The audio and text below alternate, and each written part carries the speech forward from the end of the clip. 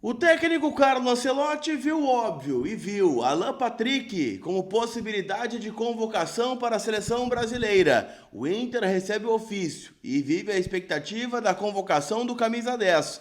Eu quero falar também, gente, sobre possibilidades de saídas de jogadores do Internacional e também, obviamente, o planejamento para o jogo da quinta-feira contra o Maracanã pela Copa do Brasil. Eu te conto tudo isso depois da vinheta.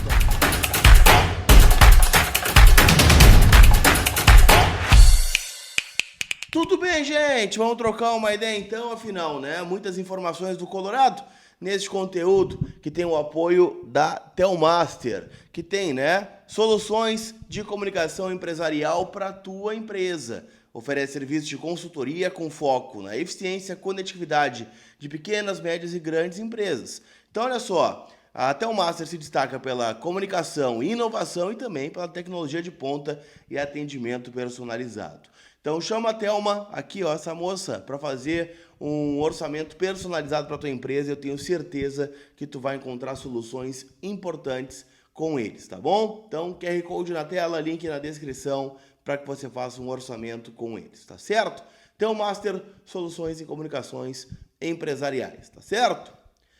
Turma, vamos falar sobre Alan Patrick? Afinal, a informação do Carré Mota, repórter do GE.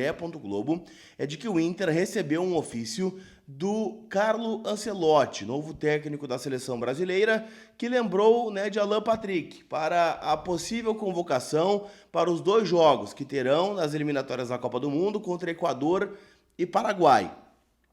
Visando, obviamente, né, a classificação do Brasil para a Copa do Mundo de 2026, tá?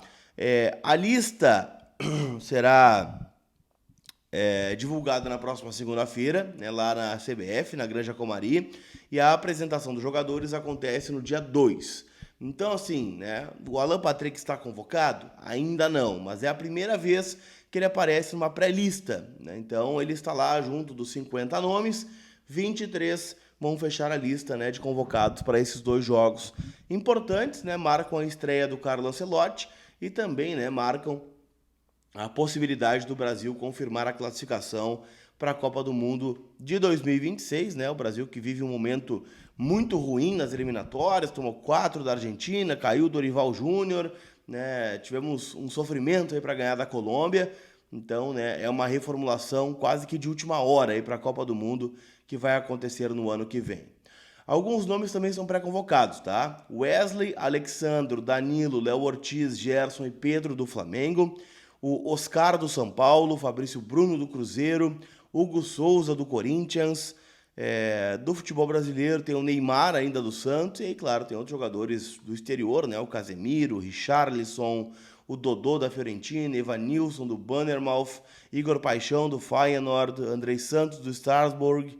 Então tem vários jogadores aqui, né, que estão sendo lembrados pela primeira vez aí pelo novo técnico da seleção brasileira. Então, acho que todo o reconhecimento é merecido, né, para o Alan Patrick, que vem jogando muito no Inter, né, não só nessa temporada, mas em 2022, 2023, 2024, teve um destaque, né, um protagonismo dentro do Colorado, e se vier nesta convocação, será um reconhecimento mais do que merecido, né, para ele.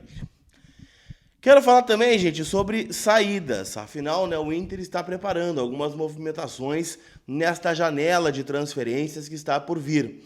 Eu estou falando aqui de dois nomes, Rogel e Kaique Rocha, né? O Rogel, em especial, é um jogador que o Inter não precisa fazer nada, né? O contrato dele está terminando em 1 mês e 10 dias, né? Em 40 dias, no dia 30 de junho termina o contrato, mas como o Inter joga pela última vez no dia 12 de junho, que é um duelo contra o Atlético Mineiro, antes da parada do Super Mundial de Clubes, o Rogel já foi informado, né, informalmente, de que esse contrato não será renovado. Ele está emprestado ao Inter, junto ao Hertha Berlim da Alemanha, e o movimento é mínimo, né? O Inter não vai comprá-lo, exercer um direito de compra, o Inter também não fez nenhum movimento para renovar este empréstimo, e o empresário do jogador já trabalha algumas possibilidades de saída.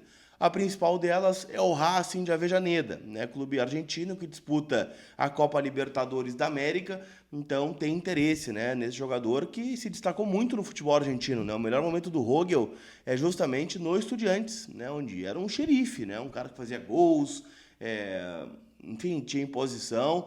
Ele passou por uma lesão grave no joelho, né, e acho que isso dificultou bastante a manutenção do seu bom futebol. Aqui no Inter ele não conseguiu, né, ter esse bom rendimento, né, teve alguns bons momentos, mas na maioria dos jogos não disse a que veio. Então deve ser o primeiro a ser confirmado aí nessa barca de saídas.